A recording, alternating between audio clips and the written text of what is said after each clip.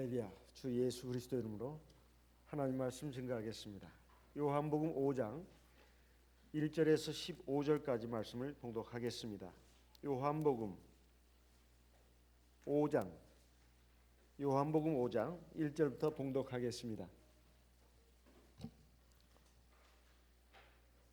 그 후에 유대인의 명절이 있어 예수께서 예루살렘에 올라가시니라. 예루살렘에 있는 양문 곁에 히브리 말로 베데스다라 하는 못이 있는데 거기에 행각 5이 있고 그 안에 많은 병자, 소경, 절뚝발이, 혈기 마른 자들이 누워 물의 동함을 기다리니 이는 천사가 가끔 못에 내려와 물을 동하게 하는데 동한 후에 먼저 들어가는 자는 어떤 병에 걸렸든지 낫게 되밀어라. 5절 거기 38년 된 병자가 있더라. 예수께서 그 누운 것을 보시고 병이 벌써 오래인 줄을 아시고 이르시되 네가 낫고자 하느냐? 병자가 대답하되 주여 물이 동할 때에 나를 못에 넣어줄 사람이 없어 내가 가는 동안에 다른 사람이 먼저 내려가나이다. 8절 예수께서 가라사대 일어나 네 자리를 들고 걸어가라 하시니 그 사람이 곧 나와서 자리를 들고 걸어가니라. 이 날은 안식일이니 유대인들이 병 나은 사람에게 이르되 안식일인데 네가 자리를 들고 가는 것이 옳지 아니하니라. 11절 대답하되 나를 낫게 한 그가 자리를 들고 걸어가라 하더라 한데 저희가 묻되 너더러 자리를 들고 걸어가라 한 사람이 누구냐 하되 고침을 받은 사람이 그가 누구신지 알지 못하니 이는 거기 사람이 많으므로 예수께서 이미 피하셨음이라. 14절 그 후에 예수께서 성전에서 그 사람을 만나 이르시되 보라 네가 나았으니 더 심한 것이 생기지 않게 다시는 죄를 범치 말라 하시니 15절 같이 읽겠습니다. 그 사람이 유대인들에게 가서 자기를 고친 이는 예수라 하니라. 사람이 살아가면서 어떻게 도무지 해결할 수 없는 고통을 겪을 때 이게 내 운명인가 내 팔자인가 이렇게 탄식하면서 그 고통을 갖다가 어떻게 해결할 도리가 없으니까 그냥 체념하면서 수용하면서 살아가는 그런 경우가 많습니다. 여기 38년 된 병자가 지금 베데스다 못가에서 주님을 만나서 병을 나은 사적이 기록되어 있습니다. 여기에 말씀 가운데 보면은 3절 그 후반부 그리고 4절에 가서 가로가 쳐져 있는 부분이 나옵니다. 이게 베데스다 못가에 많은 병자들, 거기에 행각 5이 있고 거기에 많은 병자들이 거기에 누워서 그 베데스다 연못에 물이 움직이는 것을 기다리고 있었다고 나옵니다. 그런데 그 가로에 되어 있는 부분을 보니까 4절에 이는 천사가 가끔 못에 내려와서 물을 동하게 하는데 동한 후에 먼저 들어가는 자는 어떤 병에 걸렸든지 낫게 되밀어라. 여기에 대해서 지금 여기 가로가 왜 쳐졌는가 해서 보니까 이 성경이 원래 사도들에 의해서 쓰여졌습니다. 그런데 처음에 성경이 기록된 그 성경이 이제 계속 사람들에 의해서 베껴쓰기가 되어갑니다. 왜냐하면 옛날에는 인쇄술이 발달하지 못했고 또 종이가 그렇게 대량으로 생산돼 가지고 보급되지 못하던 시대이기 때문에 오늘날 우리가 보는 이 성경책과 같은 그런 책이 사실상 없었습니다.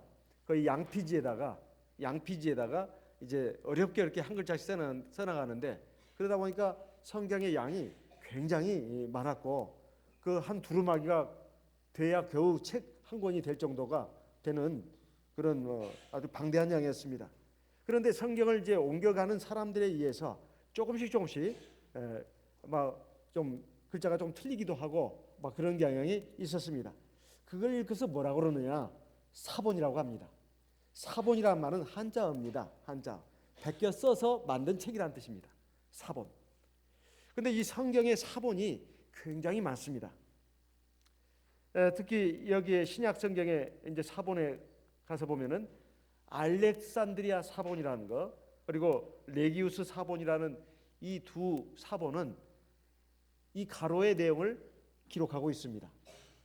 그런데 이 사본이 여러 많은 종류가 있는데 겨우 이 두 종류 정도 되는 아주 적은 수의 사본에만 이것이 기록되어 있고, 바티칸 사본이라든가 에브라임 사본, 또 베자 사본, 그래가지고 그 외에 많은 또 사본들, 권위 있고 오래된 사본들이 있는데 그 사본들에는 이 가로의 내용이 기록이 안 돼 있다는 겁니다. 그리고 이것이 또 많은 역본이 나와 있는데, 그러니까 다른 나라 말로 여기 번역이 돼서 나오는 성경을 갖다가 역본이라고 합니다. 역본, 시리아 역본, 콤틱 역본, 라틴 역본. 라틴어라고 하는 것은 오늘날 우리 동양사에서는 한자어가, 서양사에서는 라틴어입니다. 이 라틴 역본들, 중요한 역본들에는 역시 이 가로의 내용이 생략이 되어 있다는 거예요. 근데 왜 우리말 성경에는 이렇게 기록되어 있는가? 그러니까 극히 소수의 몇 개 안 되는 종류의 그 역본에 기록되어 있는 것을 갖다가 그대로 그냥 따왔다는 것입니다. 그렇다면 기록이 돼 있든 안 돼 있든 그럼 왜 가로를 쳤고 이것이 들어가 있느냐 하는 겁니다. 이것은 실제로 그 물이 동했던 것은 사실인 것 같습니다. 하지만 천사가 내려와 가지고 가장 먼저 그 물에 뛰어드는 사람 낚여준다. 이것은 사실상 허무맹랑한 이야기라는 것입니다. 왜냐하면 그 병자들이 왜 베데스다 연못가 그 다섯 행각에 그렇게 많이 운집해 있었는가? 그 병자들이 그 베데스다 연못가에 누워서 이렇게 있었던 그 이유를 갖다가 설명한 것이라는 겁니다. 설명한 것이지 실제로 천사가 와서 내려와 가지고 병자를 제일 먼저 물에 뛰어든 사람을 갖다가 고쳤다. 이것은 믿을 수 없는 그런 사실이고, 사람들이 어떤 그런 풍문에 의해서 소문을 듣고 잘못된 그 미신 같은 생각에 빠져서 그렇게 몰려 있었다는 것입니다. 그러니까 사람들이 모인 어떤 이유, 배경을 갖다가 설명하기 위해서 삽입한 절이지 실제로 천사가 와서 물을 동하게 하고 또 물을 동했을 때 맨 먼저 뛰어든 사람한테 그 병을 낫게 해줬다고 하는 것은 참 이것은 안 되는 말이다, 이런 말입니다. 여기에 대해서 이론은 없습니다. 다른 의견은 없다는 거죠. 그런데 실제로 지질학자의 연구에 의하면은 그 베데스다 연못가가 있던 거기에는 그 땅 속으로 온천수 같은 뜨거운 물이 이렇게 흐르고 있었다는 겁니다. 그래가지고 그 뜨거운 온천수 물이 이렇게 위로 솟구칠 때 그 베데스다 연못가의 물이 마치 움직이는 것처럼 하는 그런 현상은 있었다는 것입니다. 그렇다 해서 그 물이 움직이는 것이 무슨 천사가 내려와서 물을 움직이게 했다거나, 그리고 거기에 먼저 뛰어든 사람은 낫는다거나, 이것은 신앙적이지 않다는 것입니다. 왜냐하면 거기에 모인 사람들 가운데 중증 환자, 아마 중풍병자가 되겠죠. 또 사경을 헤매는 사람들은 자기 몸을 움직일 수가 없습니다. 그리고 앞을 못 보는 사람, 소경은 대체 물이 언제 동하는지를 볼 수가 없는 것이죠. 물이 불불 끓는 소리를 귀를 기울여 들으면 알 수 있는 거 아니냐? 물론 그렇게 생각할 수도 있지만 이런 사람들은 오히려 뛰어들지 못하는 그 상황이 되는 것이고, 오히려 경증 환자들, 그러니까 증세가 약한 사람들, 신체 건강한 사람들이 여기 똥 그러면 빨리 뛰어드는 이런 식의 형식이 되다 보니까 이게 도대체 말이 안 되는 소리다. 여기에 대해서는 다른 이견이 없다는 뜻입니다. 그러면 이것을 왜 기록해 놨는가 하는 것입니다. 사실 우리가 살아가면서 내가 어떻게 도저히 해결할 수 없는 어떤 고통스러운 문제, 가령 내 개인의 신체 질병이라든가, 아니면 내 어떤 성격상의 문제라든가, 어떤 정신적인 고통이라든가, 또는 집안의 또는 우리 가족들의 어떤 문제를 가지고 고통을 당한다거나, 내 삶의 어떤 운명처럼 도저히 떨쳐버릴 수 없는 고통스러운 문제가 있을 경우에 사람들은 이것을 회피할 수는 없고 어떻게든지 해결해 볼 수 있다면 해결해 보려고 애를 쓴다는 것입니다. 그래가지고 이 사람 말도 들어보고 저 사람 말도 들어보고 또 이 방법도 써보고 저 방법도 써보고 그래가지고 사람은 나중에 보면은 이제 합리적이지도 않고 과학적이지도 않고 신앙적이지도 않는 그런 것에 귀가 솔깃해지고 마음이 솔깃해져 가지고 그냥 구름처럼 거기에 몰려가는 속성이 있다는 것입니다. 그런데 여기 38년 된 중풍병자가 바로 그런 예라고 할 수 있습니다. 여기 38년 된 병자라고 하는 것을 왜 밝혀놓고 있냐 이 말이에요. 이것은 10년, 20년, 30년도 아니고 38년이면 거의 40년에 가까운 장구한 세월입니다. 사람이 어떤 문제를 놓고 그게 육체적인 병이 됐든 정신적인 고통의 문제가 됐든 아니 집안의 자식 문제가 됐든 남편 문제가 됐든 또는 부인 문제가 됐든 부모 문제가 됐든 또는 세상에서 내가 하는 어떤 일에 대한 문제가 됐든 사실은 이건 이 고통의 문제는 어떻게든 좀 해결하고 싶고 해결해야 되는데 도저히 해결이 안 되고 세월만 흘러가지고 가다 보면 사람이 자포자기하게 돼 있고 체념하게 돼 있고 그것을 자기의 운명으로 수용하게 돼 있습니다. 그런데 여기 38년 된 병자라고 하나님은 요한 사도를 통해서 이것을 밝혀놓고 있습니다. 이 병자가 지금 예수님을 만나게 됐어요. 6절에 보니까 예수께서 그 누운 것을 보시고 병이 벌써 오랜 줄을 아시고 그 병자에게 물었습니다. 네가 낫고자 하느냐? 사실 이것은 신뢰되는 질문이라고 할 수 있습니다. 아니 병자가 낫기를 원치 않는 사람이 어디가 있겠습니까? 다 낫기를 원하죠. 그런데 왜 주님께서 이 질문을 하셨을까요? 우리가 어떤 고통의 문제를 갖고 있어도 이건 어쩔 수가 없어.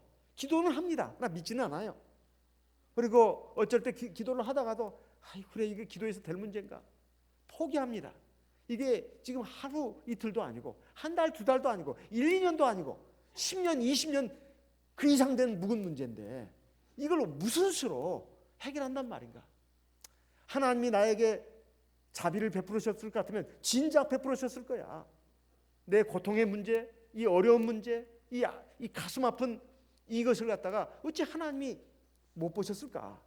틀림없이 아실 텐데 어찌 하나님께서 들어주실 것 같으면 진작 권능의 오른팔로 치료의 광선을 발해가지고 이건 깨끗하게 해결해 주셨을 텐데 아직까지 나는 이걸로 끙끙 앓고 괴로워하면서 이렇게 장구한 세월이 지나갔다 이거예요.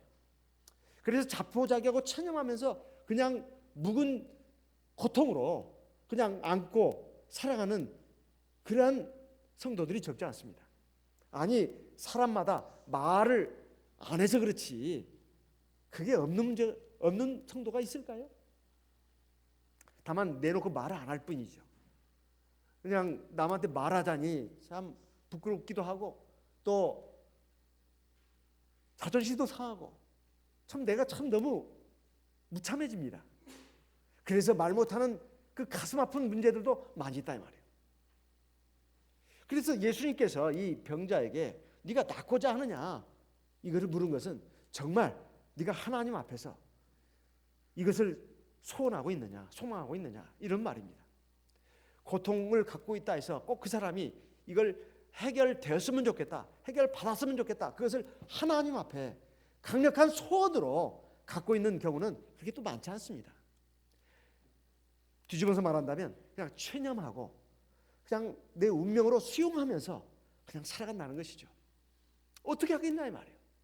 또 이런 문제가 나만 그런 것이 아니라 주변에 보면은 그런 문제를 안고 살아가는 사람들이 상당히 많습니다. 그랬을 때 그 사람들도 별 수가 없는데 나라고 별것이 있겠는가? 내가 하나님 앞에서 뭐라고 얼마나 기도를 했으며 하나님 앞에 얼마나 예쁜 짓을 했다고 하나님께서 이 수십 년 된 내 운명과 같은 고통을 갖다가 해결해 주실 것인가?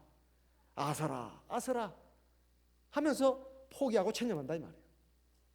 그러니까 주님은 지금 그걸 묻는 겁니다. 네가 정말 낫고 싶은 열망이 있느냐, 소원이 있느냐는 겁니다. 그런데 이 사람은 말합니다. 뭐 그거에 대한 답변을 하는 것이 아니라 7절에 보니까 병자가 대답하되 주여 물이 동할 때에 나를 못에 넣어줄 사람이 없어서 내가 가는 동안에 다른 사람이 먼저 내려가나이다. 지금 이 사람은 지금 뭘 말하고 있습니까?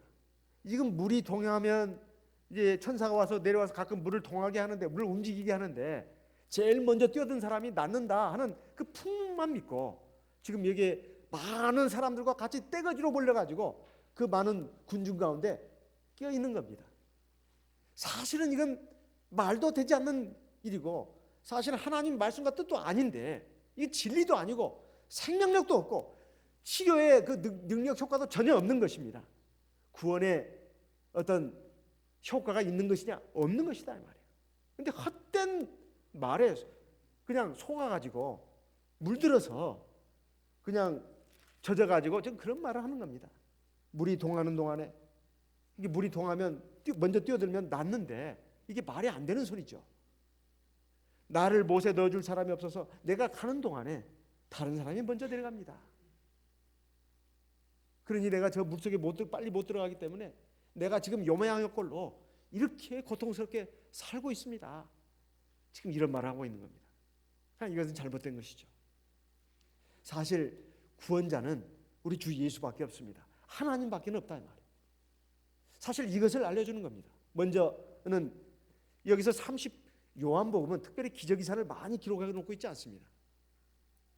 예수가 바로 하나님이라고 하는 것, 그리고 성령을 받아야 된다고 하는 것, 성령이 바로 진리의 영이고, 그리고 물과 성령으로 거듭나야 하나님 나라에 들어갈 수 있다고 하는 것, 이런 것들을 알려주는 것인데, 예수가 하나님이라는 것을 알려주기 위해서 필요한 꼭 아주 의미가 있고 필요한 기적들만 기록해 놓은 것이 요한복음입니다. 그 중에서도 오늘 보면은 이 38년 된 이 병자를 낫게 한 이것은 오직 예수만이 구원자라고 하는 것을 우리에게 알려주는 겁니다. 사실 40년에 가까운 이 세월이라고 하는 것은 거의 사람이 절망에 완전히 그냥 빠지기 쉬운 그런, 그게 빠지기 충분한 세월입니다. 40년이라는 세월은 사실은 절망할 수밖에 없다 이 말이에요. 제가 언젠가 우리 한국 사람들은 일본을 굉장히 참 미워한다고 그러니까 대만은 안 그런다는 거예요. 왜 그런가 했더니 대만은 50년을 지배했습니다. 대만은 일본이 50년을 지배했어요. 근데 굉장히 악독한 일을 많이 했어요. 우리와 마찬가지로. 근데 대만 사람들은 일본 사람 우리와는 좀 다르더라고요. 진짜 나이 든 층 가운데 일본을 그리워하는 사람도 꽤 많습니다. 제가 참 놀랐어요. 근데 우리는 그러지 않습니다. 38년하고 50년은 그 12년 차인데 상당합니다. 우리도 38년이라 한 50년 지배받았으면 상당수가 또 일본을, 우리 민족은 없어졌을지도 몰라요. 진짜로 없어지고 그냥 일본 민족이 됐을지도 모릅니다. 참 다행스럽게도 40년을 안 넘은 것이 참 다행이죠. 이제 36년인가요? 내가 지금 그것도 기억이 잘 안 나. 38년이면 장관 세월입니다. 절망하기에 그리고 체념하기에 충분한 세월이다 이 말이에요. 그런데 이 병자가 나았다 이 말입니다. 그 다음에 요한복음 9장에 가면 나을 때부터 소경된 사람이 예수님을 만나가지고 실로암 못에 가서 내 눈을 씻고 눈을 떠라, 이 말씀을 따라가 순종해서 눈을 뜬 놀라운 역사가 일어납니다. 그 사람은 나을 때부터 소경된 사람입니다. 아주 절망적인 상황이에요. 그보다 더 절망적인 상황은 요한복음 11장에 나옵니다. 죽은 지 나흘이나 돼가지고 썩은 시체 냄새가 나는 예수님이 사랑하는 나사로, 마르다와 마리아의 오라비 나사로가 이제 죽었어요. 그래가지고 나흘이 지났습니다. 시체에서 썩은 냄새가 납니다. 이건 완전히 희망이 없는 상태죠. 살아났습니다. 그러니까 이 지금 기저귀사부터 쭉 본다면은 순차적으로 진행되는 걸 볼 수가 있어요. 38년이라면 사람이 충분히 절망하고 체념하고 자포자기하기에 충분한 세월입니다. 그런데도 지금 주님께서는 이 사람을 구원해 주셨다 이 말이에요. 이 고통과 절망에서 건져 주셨다는 것입니다. 여기에서 주님께서 우리에게 뭘 보여주시느냐? 오직 주님만이 구원자라고 하는 것을 보여주시는 겁니다. 사도행전 4장 11절 12절 말씀을 보겠습니다. 사도행전 4장 11절 12절 같이 읽어보겠습니다. 사도행전 4장 11절 12절 이 예수는 너희 건축자들의 버린 돌로서 지 모퉁이의 머릿돌이 되었느니라. 12절 다른 이로서는 구원을 얻을 수 없나니 천하 인간의 구원을 얻을 만한 다른 이름을 우리에게 주신 일이 없습니다. 중풍병자가 나은 것이 뭐 구원이냐고 성경에는 그것도 구원이라고 말합니다. 소자야 네 죄사함을 얻었느니라. 네가 구원받았느니라. 이거 구원이라고 말한다. 사실 이것은 주님이 바로 절대적인 구원자시라고 하는 것을 지금 이런 기적이사를 통해서도 보여주신 것입니다. 어쨌든 고통과 절망에서 우리를 건져주실 분은 주 예수밖에 없습니다. 영원한 고통, 영원한 절망은 물론 죽음입니다. 육체의 죽음뿐만 아니라 영원한 죽음, 지옥의 형벌이죠. 그런데 여기에 지금 주님께서 이 기적이사를 행하심으로써 그걸 우리에게 보여주셨습니다. 오늘 우리도 마찬가지입니다.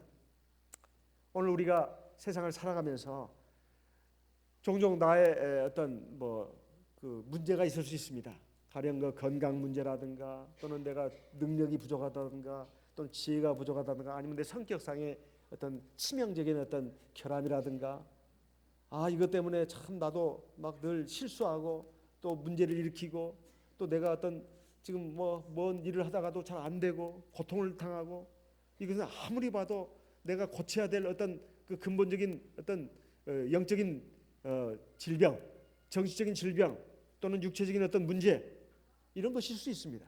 그리고 또 부부간의 문제라든가 내 남편 때문에 아내 때문에 또는 자식들 때문에 막 고통을 당하고 또 그 외에 또 세상을 살아가면서 내 운명적으로 겪게 되는 여러 가지 문제들이 있다 이 말이에요. 이런 것들에 대해서 우리가 어떻게 할 것인가? 절대로 자포자기해서는 안 된다는 겁니다. 물론 하나님께서 우리에게 네가 감당할 만하니까 내어주신 십자가도 있습니다. 또 육체의 가시도 있죠. 육체의 가시도 있습니다. 그것은 나로 하여금 교만하지 못하도록 끊임없이 나를 찌르기 때문에 그것 때문에 내가 교만했다가도 그냥 꼬꾸라지면서 하나님 앞에 회개하고 다시 겸손해지고 이런 그 안전장치로서 하나님이 나에게 주신 고통이 있다면 그건 가시입니다. 그리고 나에게 주신 십자가도 있습니다. 내가 죄악으로 허망한 삶으로 세상의 정욕으로 흘러가지 않도록 또 육체의 정욕에 져가지고 결국은 신앙에서 실패하거나 낙오되지 않도록 나에게 메어주신 어떤 십자가가 있다 이 말이에요. 그 십자가 때문에 내가 나를 부인하고 그리고 주님만 바라보고 주님께 소망을 두고 주님이 약속하신 그 나라를 바라보면서 나아가는 그러한 사람이 내가 됐다면 그것은 바로 하나님께서 나에게 주신 고통이라는 십자가에서 나오는 그 유익의 효과입니다. 그렇지 않고서 이 문제는 정말 꼭 해결해야 된다 이 말이에요. 신앙적으로나 또 하나님께 영광이 되고 많은 사람들에게 은혜와 덕이 되기 위해서 이건 반드시 해결해야 할 문제다 이 말이에요. 그것이 내 성격적인 결함이라든가 또는 내 잘못된 그 죄악의 습관이라든가 그래서 이것 때문에 하나님께 불영광이 되고 사람들에게 부덕이 되고 그래서 내가 정말 너무나 수치스럽고 그래서 너무나 참 늘 마음에 늘 이 고통으로 남아있는 문제들 하나님의 백성답게 살지 못하게 하는 이러한 이 고통스러운 문제 이것 때문에 내가 늘 신음하고 가슴 아파하고 슬퍼하고 있다면 이건 하나님 앞에 구해서 반드시 해결을 받아야 될 문제다.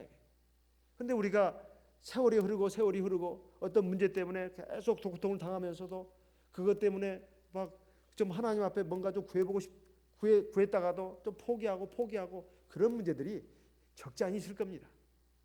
그랬을 때 우리가 어떻게 할 것인가? 그게 십자가인지 육체의 가시인지 아니면 내가 반드시 해결해야 될 운명적인 고통인지 이것은 우리가 알 수가 없습니다. 하지만 하나님 앞에서 우리가 반드시 가져야 될 태도는 구원자는 바로 주 예수 그리스도, 참 하나님밖에 없다는 거예요. 그래서 이 문제를 놓고 기도를 해야 된다는 것입니다. 기도를 하지 않고 자꾸, 그것이 십자가라면 더더욱 기도해야 합니다. 내가 잘 지고 갈 수 있도록. 육체의 가시라도 마찬가지입니다. 이걸 내가 잘 감당할 수 있도록, 오히려 이 가시를 자랑할 수 있도록. 그것이 가시가 아니고 십자가가 아니고 내가 반드시 하나님의 영광을 위해서, 그리고 많은 사람들에게 은혜와 덕을 끼치고 내가 하나님의 자녀답게, 그리고 큰 기쁨과 즐거움으로 살아가기 위해서, 반드시 이것은 해결받아야 될 고통스러운 문제라면 반드시 하나님께 포기하지 말고 기도해야 된다는 것입니다. 이것이 오늘 우리에게 주는 교훈의 말씀입니다. 그런데 이 사람이 주님을 만났다고 하는 거예요.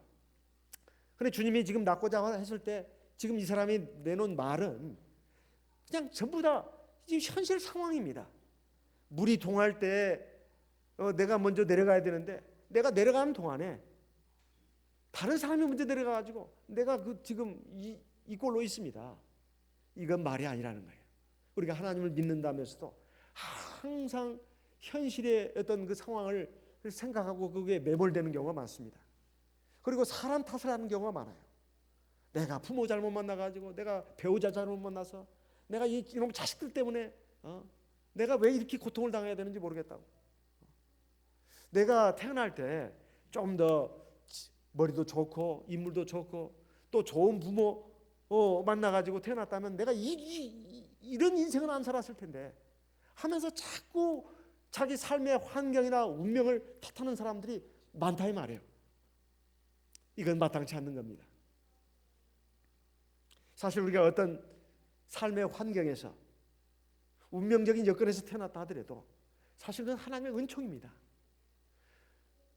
내가 아프기 때문에 더욱더 하나님을 찾을 수 있습니다. 내가 건강하고 내가 배가 부르고 등이 따뜻하면, 모든 것이 여유롭고 순조로우면 미쳤습니까? 하나님을 찾게.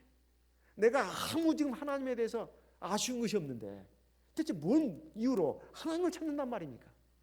인생의 길을 걸어가면서 암초에도 걸리고 파산도 당하고 죽을 지경까지 빠져봐야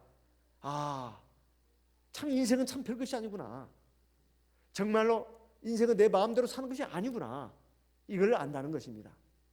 그래서 절대자 하나님을 인정하게 되고 찾게 되고 그분 앞에 무릎을 꿇게 되어 있습니다. 그리고 그분의 말씀을 듣게 되어 있다 말이에요. 그래야 우리가 살아나는 것입니다.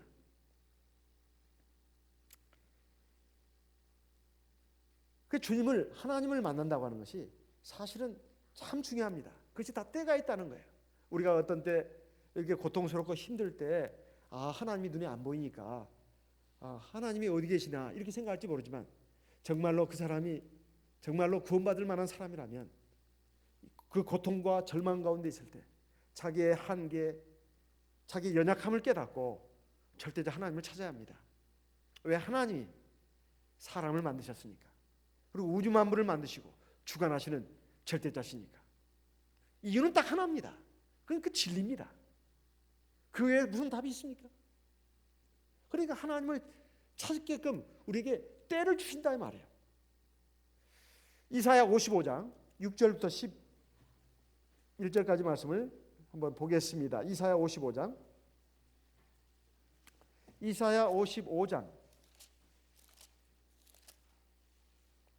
6절, 너희는 여호와를 만날 만한 때에 찾으라. 가까이 계실 때에 그를 부르라. 악인은 그 길을, 불의한 자는 그 생각을 버리고 여호와께로 돌아오라. 그리하면 그가 긍휼히 여기시리라. 우리 하나님께로 나오라. 그가 널리 용서하시리라. 자, 여기 이 말씀을 보게 되면 하나님을 만날 만한 때 찾아라. 가까이 계실 때 그를 불러라. 하나님은 눈에 보이지 않는, 우리 눈에 보이지 않는 영으로 계신 분입니다. 항상 가까이 계십니다. 내가 절망과 비탄에 사로잡혀 가지고 생애의 어떤 의욕을 잃어버릴 때, 희망을 잃어버릴 때 사실은 내게 주어진 고통은 더 가중되는 겁니다. 더 살고 싶은 생각이 안 나는 거예요. 하지만 생을 포기할 수 있습니까? 오히려 그런 상황이라면 더욱더 하나님을 찾아야 되는 겁니다. 그러면 하나님께서 반드시 구원의 손길을 펼치시고 또 헤쳐나갈 길을 열어주십니다. 우리 교회 많은 그 간증들 가운데 보면 그런 간증들이 참 많지 않습니까? 그런데 그것을 어떻게 그렇게 하시겠단 말입니까? 먼저 하나님께서는 우리에게 말씀을 주십니다. 그 말씀을 듣고 우리가 그 말씀을 먼저 순하게 듣는 것이 굉장히 중요합니다. 거기에 생명의 역사가 일어나요. 에스겔 37장에 보면 유명한 그 에스겔 골짜기 환상이 나오지 않습니까? 하나님께서 에스겔 선지자를 하나님의 권능으로 어느 골짜기로 데리고 가지 않았습니까? 그 골짜기 가니까 죽은 사람의 뼈가 속이 쌓여 있었습니다. 하나님께서 에스겔 선지자에게 물었습니다. 이 죽은 사람의 뼈들이 능히 살겠느냐? 이렇게 에스겔 선지자에게 물었더니 에스겔 선지자가 주여 그건 저는 모릅니다. 오직 주만 아십니다. 자, 그러면서 하나님께서 에스겔 선지자에게 뭐라고 말씀하셨느냐? 그걸 한번 보겠습니다. 에스겔 37장을 보겠습니다. 에스겔 37장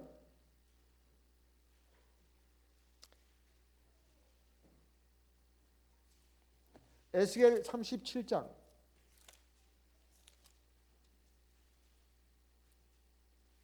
2절부터 보겠습니다. 나를 그 뼈 사방으로 지나게 하시기로 본즉 그 골짜기 지면에 뼈가 심이 많고 아주 말랐더라. 3절 그가 내게 이르시되 인자야 이 뼈들이 능히 살겠느냐 하시기로 내가 대답하되 주 여호와여 주께서 아시나이다. 또 내게 이르시되 너는 이 모든 뼈에게 대언하여 이르기를 너희 마른 뼈들아 여호와의 말씀을 들을지어다. 5절 주 여호와께서 이 뼈들에게 말씀하시기를 내가 생기로 너희에게 들어가게 하리니 너희가 살리라. 너희 위에 심줄을 두고 살을 입히고 가죽으로 덮고 너희 속에 생기를 두리니 너희가 살리라. 또 나를 여호와인 줄 알리라 하셨다 하라. 7절 같이 읽어보겠습니다. 이에 내가 명을 조차 태어나니 태어날 때에 소리가 나고 움직이더니 이 뼈 저 뼈가 들어맞아서 뼈들이 서로 연락하더라. 내가 또 보니 그 뼈에 힘줄이 생기고 살이 오르며 그 위에 가죽이 덮이나 그 속에 생기는 없더라. 참 신기하지 않습니까? 먼저 두 단계 과정이 나옵니다. 그 죽은 사람이 뼈나고 난 것은 아무 희망도 없는 겁니다. 소망도 없어요. 그야말로 죽은 사람이 뼈입니다. 그게 뭐 어떻게 사람이 되겠습니까? 그런데 하나님께서 에스겔 선지자에게 대언하라고 했습니다. 대언이 뭘까요? 대신해서 하나님 말씀을 하는 거죠. 대언이 그겁니다. 대신해서 하나님 말씀을 하는 거예요. 그러니까 에스겔 선지자가 지금 하나님을 대신해서 하나님 말씀을 하니까 죽은 뼈들이 그 소리를 듣고 뼈들이 착착착착 하면서 이렇게 연결되는 거예요. 그리고 힘줄이 생기는 겁니다. 그리고 살이 생기는 거예요. 희한합니다. 그래가지고 사람의 형상이 딱 됐어요. 그런데 생기는 없으니까 그냥 가만히 있습니다. 그런데 그 자체만 해도 얼마나 놀라운 일이냐 이 말이에요. 그냥 하나님 말씀 들은 것밖에 없습니다. 하나님 말씀을 들으니까 뼈들이 해골이 아니라 거기에 힘줄이 뼈들이 첫째는 연결돼 가지고 뼈들이 흩어져 있었는데 머리뼈, 목뼈, 가슴뼈, 팔다리뼈, 허벅지뼈가 그냥 쫙쫙쫙쫙 달라붙으면서 쫙 형체가 사람의 어떤 형상의 뼈가 딱 완성이 되는 거예요. 계속 하나님의 말씀이 이제 들어가니까 힘줄이 생기고 살이 생기고 그래서 완전히 사람의 모습이 딱 됐다 이 말이에요. 이건 놀라운 일입니다. 그 다음에 근데 그 속에 생기가 없으니까 움직이지 않더라 이 말이에요. 9절에 보니까 또 내게 이르시되 인자야 너는 생기를 향하여 대언하라. 생기에게 대언하여 이르기를 주 여호와의 말씀에 생기야 사방에서부터 와서 이 사망을 당한 자에게 불어서 살게 하라 하셨다라. 이제 사람의 완전한 모습이 갖춰졌는데 딱 하나 움직이지 않는 거예요. 왜? 시체와 같으니까. 사람이 죽으면 그대로 그 모습은 그대로 있잖아요. 다만 움직이지 않을 뿐이죠. 숨도 안 쉬고 심장도 안 뛰고 호흡이 없고 심장 뛰는 게 없습니다. 그게 사망 아니겠습니까? 그런데 이런 상태의 사람에게 하나님께서 또 다시 에스겔 선지자에게 대언하라고 했습니다. 생기가 사방에서 있는 생기가 불어와 가지고 이 사람을 살게 하라고 했더니 10절에 같이 읽어보겠습니다. 이에 내가 그 명대로 되나했더니 생기가 그들에게 들어가매 그들이 곧 살아 일어나서 서는데 극히 큰 군대더라. 두 가지 과정입니다. 하나는 하나님의 말씀을 듣는 것, 또 하나는 성령입니다. 이 생기는 성령이라고 그 뒤에 해석이 나옵니다. 하나님의 신이라. 그러니까 하나님의 말씀을 듣는 것이 우리가 절망적인 상황에서 살아나는 길입니다. 근데 그것만 가지고는 안 됩니다. 역시 성령의 역사가 있어야 된다. 지난 안식일에 우리 교회 고등학교 3학년 우리 형제 하나가 성령을 충만히 받은 것을 확인했습니다. 제가 전화를 한번 해봤습니다. 했더니 그 어머니 되시는 분이 전화를 받았는데 우리 그 형제가 금년 초부터인가요? 교회를 열심히 좀 나오기 시작했지 않았습니까? 그랬더니 밤 예배도 나오고 안식일 오전 막 나오고 엄마 손잡고 막 나오는 것 같아요. 고3이면 굉장히 바쁜 시기인데 저는 고3인지도 몰랐어요. 대학생인 줄 알았습니다. 근데 참 열심히 교회를 나오더라고요. 하나님 말씀을 참 열심히 듣고 참 기특해서 언젠가 내가 물어봤습니다. 지금 고등학생이냐 대학생이냐 그러니까 고등학생이에요. 아유 내가 착각했다. 너 대학생인 줄 알았는데 고등학생이라는 거예요. 저는 고등학교 1학년이나 2학년인 줄 알았어요. 3학년인 것을 오늘이야 알았습니다. 근데 하나님 말씀을 듣다 보니까 얘가 믿음이 들어간 거예요. 그래가지고 자기가 성령을 안 받은 것에 대해서 굉장히 크게 생각을 했습니다. 그래가지고 내가 성령을 받아야 되는데 근데 하나님이 나 같은 것에게 무슨 성령을 주시겠나? 나는 죄가 많은데 고등학생짜리가 그런 말을 다 합니다. 무슨 죄를 많이 졌는지는 몰라도 어쨌든 나 같은 죄인에게 하나님이 뭔 성령을 주시겠나? 그래도 성령은 꼭 받아야 되겠다. 그래가지고 지 골방에 들어가서 아침마다 학교 가기 전에 그렇게 기도를 했다는 것입니다. 그래가지고 5월 달에 성령을 받았대요. 그걸 엄마도 몰랐습니다. 엄마도 몰랐어요. 근데 11월 달 초에 금년이죠. 지금 12월이니까 지난달입니다. 지난달 초에 엄마한테 말하더래요. 엄마, 내가 아무래도 성령을 받은 것 같아요. 그래? 그러면 목사님한테 좀 말하고 확인을 받아야 되지 않냐? 내가 창피해서요. 부끄러워서요. 뭐가 창피해? 그래도 빨리 확인 받아야지. 그래가지고 드디어 용기를 내가지고 지난 안식일에 저를 받은 목사님, 제가 성령을 받은 것 같은데 좀 확인해 주시면 안 될까요? 이따 기도 시간에. 그래? 그래 알았다. 그래가지고 걔 이름이 뭔가 해가지고 제가 밖에 나가가지고 구역조직표를 봤습니다. 이게 아무개더만요. 아무개. 그래가지고 이렇게 들어와서 보니까 자기 자리에서 기도하는데 아이고 제가 볼 때 성령을 아주 충만하게 받아가지고 막 기도를 하더라고요. 그래서 이제 예배 마치고 마지막 기도 시간에 나와서 기도할 때 보니까 정말 성령을 충만하게 받았습니다. 최근에 성령을 충만하게 받는 경우가 그렇게 많지 않습니다.